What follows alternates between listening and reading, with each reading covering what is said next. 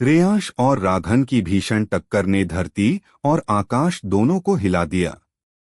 रेयांश ने अपनी नई शक्ति त्रिगुणी वार से राघन को लगभग पराजित कर दिया, लेकिन राघन के डार्क कोर ब्लास्ट ने पूरे क्षेत्र को तबाह करने की कोशिश की। रेयांश ने एलिमेंटल शील्ड ऑफ होप से इसे रोका, लेकिन लड़ाई के अंत में राघन की छाती से उठी काली ऊर्जा ने एक रहस्यमयी आकृति को जन्म दिया, जो अब नई और भयानक मुसीबत का संकेत थी। वहीं रेयांश के फ्यूजन पेंडेंट में पहली बार दरार आ चुकी थी। रेयांश जमीन पर घुटनों के बल बैठा, थका हुआ लेकिन सतर्क। चारों ओर धूल और राख के बीच हवा में अब भी जलने की गंध थी।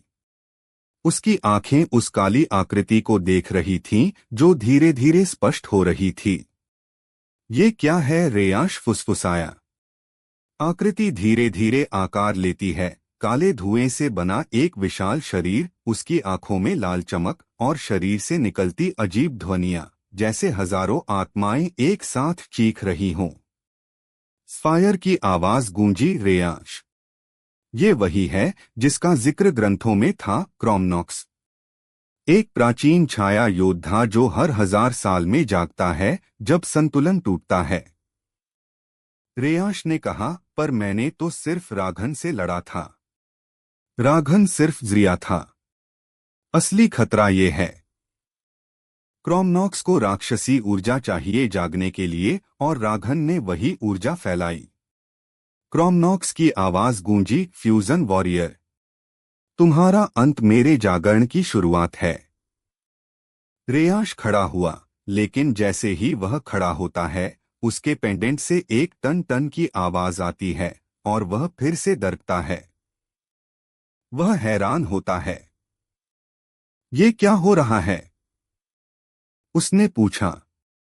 तुम्हारा पेंडेंट अब पूरी तरह संतुलन में नहीं है।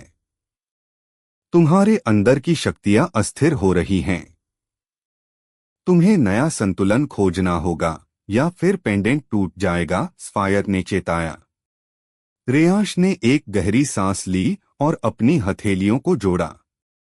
वह एक बार फिर से शक्ति इकट्ठा करता है, लेकिन इस बार उसकी ऊर्जा थोड़ी डगमगाती है। उसकी आत्मा डरी नहीं, लेकिन सतर्क जरूर हो गई। तभी पास ही पड़ा हुआ राघन बोल पड़ा, तू उसे रोक नहीं सकता रेयांश। क्रोमनॉक्स किसी भी तत्व से नहीं बनता, वो सिर्फ अंधकार से बना है। रेयांश उसकी बात सुनता है और तब उसे याद आता है, अगर वो अंधकार से बना है तो क्या उसे प्रकाश से रोका जा सकता है? उसने अपने अंदर झांका, याद किया उन सभी पलों को जब उसने दूसरों की मदद की थी, अपने दोस्तों की, मास्टर वीर की, और उन सभी लोगों की जो उस पर विश्वास करते हैं। फिर उसने कहा, अगर अंधकार है तो मैं प्रकाश बनूंगा। उसने दोनों हाथ फैलाए और अपनी फ्यूजन ऊर्जा को प्रकाश रूप में बदलने की कोशिश की। एक नई शक्ति का नाम लिया, एलिमेंटल लाइट ऑरा। उसके शरीर से एक चमकीली सफेद रोशनी निकलती है, जो धीरे धीरे क्रोमनॉक्स की छाया को टकराती है। पहली बार क्रोमनॉक्स थोड़ा पीछे हटता है। फायर चौंक जाता है, तुमने छठा एलिमेंट जगा दिया है, प्रकाश तत्व। लेकिन तभी क्रोमनॉक्स अचानक हवा में उड़ता है और एक जोरदार चीख के साथ आसमान को काले बादलों से ढक देता है। बिजली कड़कती है। आसमान पूरी तरह से काले तूफान से ढक चुका था। चारों ओर अजीब सी सन्नाटा फैल गई थी। सिर्फ बिजली की चमक और हवा की चीखती हुई आवाज गूंज रही थी। रेयांश अपनी एलिमेंटल लाइट ऑरा को मजबूत करने की कोशिश कर रहा था, लेकिन क्रोमनॉक्स की छाया अब और भी भयानक रूप ले चुकी थी। क्रोमनॉक्स जमीन पर उतरता है। उसके कदमों से धरती दरकने लगती है। उसकी आंखों से लाल लपटें निकलती हैं और उसकी आवाज गूंजती है, प्रकाश। मूर्ख, अंधकार से लड़ने के लिए सिर्फ उजाला काफी नहीं। तुम्हें अपनी आत्मा की गहराइयों से लड़ना होगा। रेयांश ने कोई जवाब नहीं दिया। उसकी आंखों में डर नहीं बल्कि विश्वास था।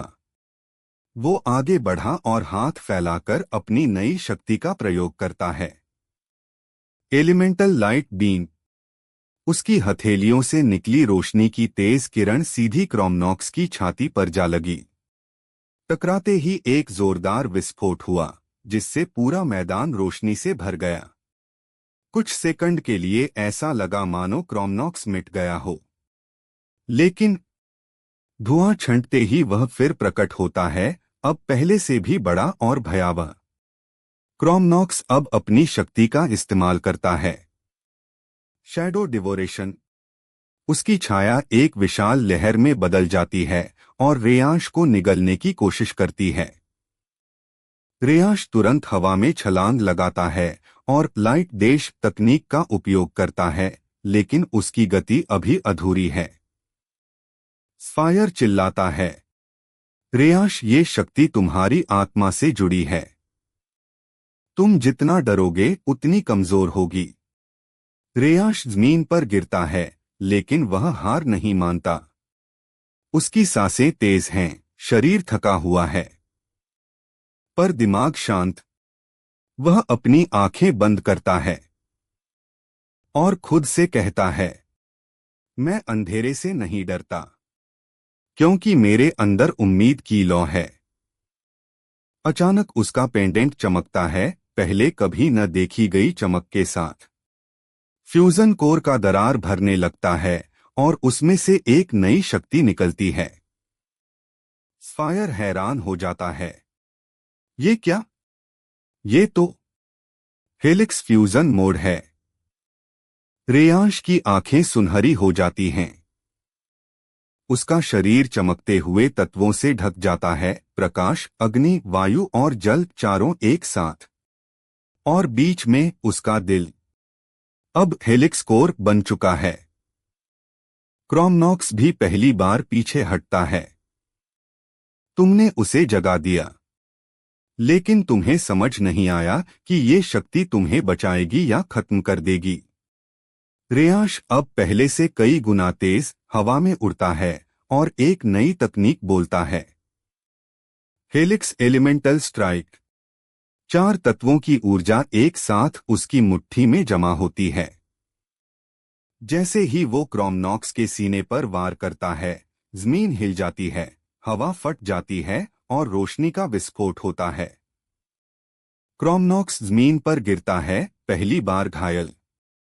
लेकिन फिर एक और डरावनी घटना होती है। क्रोमनॉक्स हंसने लगता है, तुमने सिर्फ मेरी पहली परत हटाई है। असली मैं अब जागूंगा। उसके शरीर से एक और ऊर्जा लहर उठती है और पीछे से 6 छायाएं प्रकट होती हैं, हर एक एक अलग राक्षसी रूप में। स्फायर की आवाज कांप उठती है, नहीं, ये तो शैडो क्लोन ऑर्डर है। हर छाया उसकी एक नई शक्ति है। रेयांश को पहली बार असली चुनौती का एहसास होता है। अब लड़ाई 1 पर 1 नहीं बल्कि 7 पर 1 हो चुकी है। रेयांश का पेंडेंट चमकता है, लेकिन उसमें अब भी कुछ अनकही शक्ति छुपी हुई है। क्रोमनॉक्स की 7 छायाएं अब एक साथ उसकी ओर बढ़ रही हैं। क्या रेयांश इस बार भी जीत पाएगा, या ये उसकी अंतिम लड़ाई होगी?